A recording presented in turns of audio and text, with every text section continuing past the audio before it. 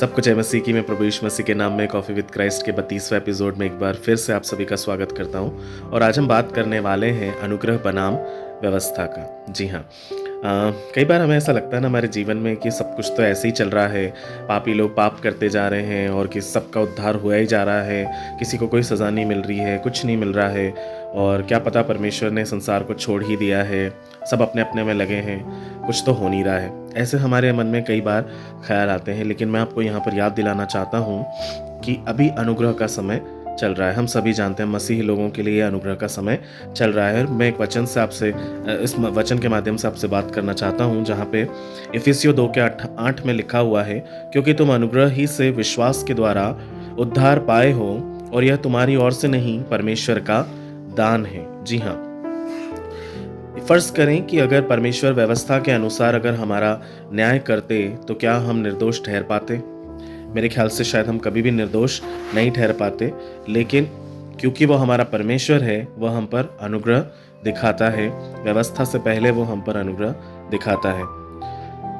संसार है ना मेरे प्रियो, जब हम गिर जाते हैं, जब हम खाली हो जाते हैं ना, तो वो हमें दूर कर देता है। पर यीशु मसीह एक ऐसे शख्स हैं, ऐसे परमेश्वर हैं जो गिरने वालों को ही अपने पास खींच लेते हैं। मैं आपको ऐसी 5 तस्वीरें दिखाता हूँ बाइबल से, जहाँ पर आप भी खुद मानेंगे कि परमेश्वर का अनुग्रह हम पर बहुत हुआ है। पहला, हम सब जानते हैं पतरस के बारे में कि पतरस ने 3 बार परमेश्वर का इनकार किया, लेकिन यीशु मसीह ने कभी भी पतरस का तिरस्कार नहीं किया, बल्कि अपने हाथों से पतरस के लिए नाश्ता बनाया और उससे 3 बार इनकार के बावजूद 3 बार अपने लिए इकरार करवाया। दूसरा था थोमा।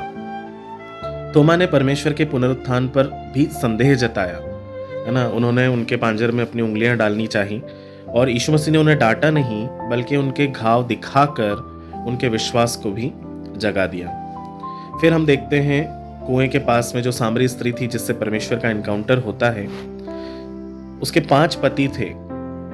परमेश्वर चाहते तो उसे शायद पत्थरवाह कर सकते थे, क्योंकि आप जानते हैं बाइबल में व्यवस्था के अनुसार व्यभिचार की क्या सजा है। परंतु परमेश्वर ने उसे पत्थर नहीं मारे, बल्कि उससे कहा कि जीवन का जल मैं हूँ, जो कोई मुझसे पिएगा वो फिर कभी प्यासा ना होगा। और चौथा था जक्कई।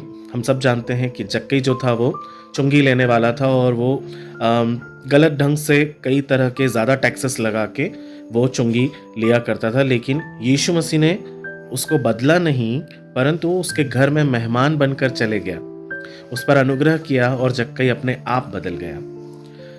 और आखिरी बात, आखिरी जो व्यक्ति था वो था क्रूस पे लटका हुआ वो डाकू,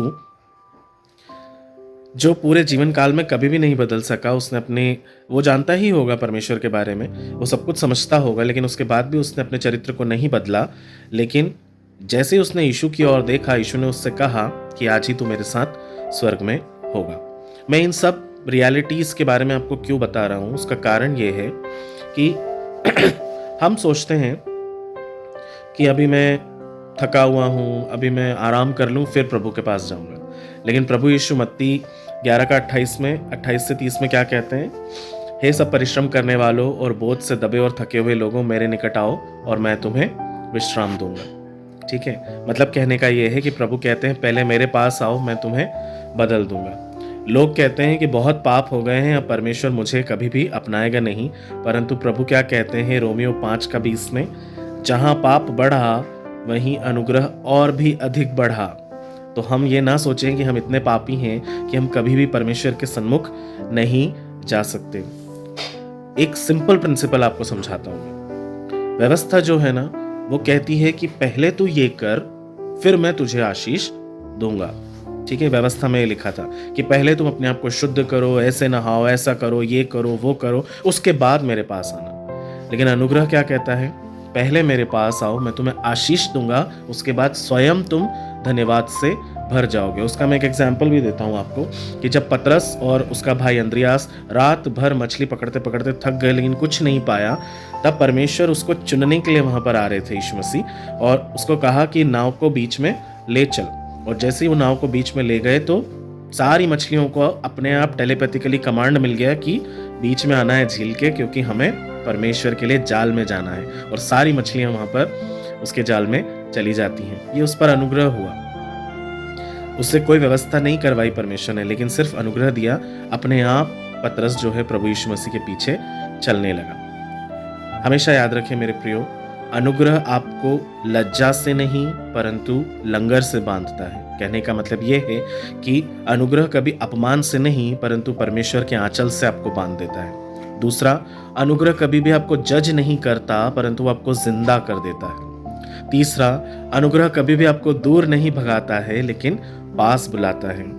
चौथा, यीशु मसीह जो अनुग्रह की एक जीती जागती तस्वीर है, वो कभी आपके अतीत को मिटाता नहीं परंतु उसी अतीत को वो आपकी गवाही बना देता है, जिससे संसार में आप खड़े होकर कह सकें कि मसीह ने आपके ऊपर क्या उपकार किए हैं। मैं आज आपको इस वीडियो के माध्यम से यही कहना चाहता हूँ मेरे प्रियो, अगर आज आप टूटे हैं, गिरे हुए हैं, शर्मिंदा हैं, थक गए हैं, शोकित हैं, तो प्रभु यीशु मसीह आपको कभी ठुकरा नहीं रहे हैं।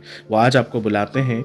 अनुग्रह वो है जो आपको कभी धक्का नहीं देगा परंतु वो आपको अपने करीब खींच लेगा। यीशु मसीह आपको अपने करीब खींच लेगा, जैसे उसने पतरस को पानी पे से खींच लिया, जैसे उसने हम सबों को अपने पास बुलाया, सूली पर चढ़ गया और उसकी मृत्यु के द्वारा उसने हजारों हजारों लोगों को, लाखों लाखों लोगों को अपने पास खींच लिया है। वो आज आपको भी खींचना चाहता है अपने करीब, और वो अनुभव करवाना चाहता है कि सच्चे परमेश्वर का सच्चा प्रेम, सच्चा अनुग्रह कैसा है। मेरे प्रियो, आज अगर आपकी कमजोरी है तो परमेश्वर के हाथों में उसे दे दीजिए, क्योंकि वो उसी कमजोरी को अनुग्रह के रास्ते से सीढ़ी बनाकर अपने पास स्वर्ग में ले आएगा आपको। तो मैं विश्वास करता हूँ कि ये वचन आपके जीवन में काम करेगा। आइए हम छोटी सी प्रार्थना करें। खुदावन, आज हम हर एक को जिसके ऊपर अब तक अनुग्रह नहीं हुआ है पिता, आपके हाथों में सौंपते हैं और विश्वास करते हैं प्रभु जी कि आपके अनुग्रह के साए में प्रभु आप उन्हें सदा रखेंगे।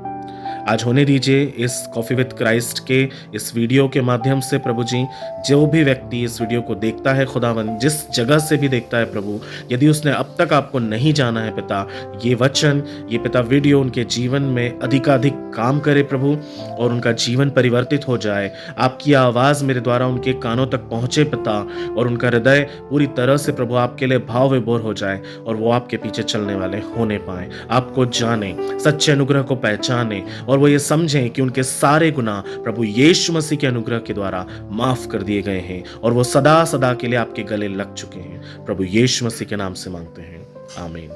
मैं विश्वास करता हूँ इस वचन के द्वारा परमेश्वर आपके जीवन में अद्भुत काम करेंगे। मेरे साथ हर दिन यूं ही बने रहिएगा। हम हर दिन नई बातों को सीखेंगे और परमेश्वर की महिमा में आगे बढ़ते रहेंगे। प्रभु आपको आशीष दे। सबको जय मसीह की।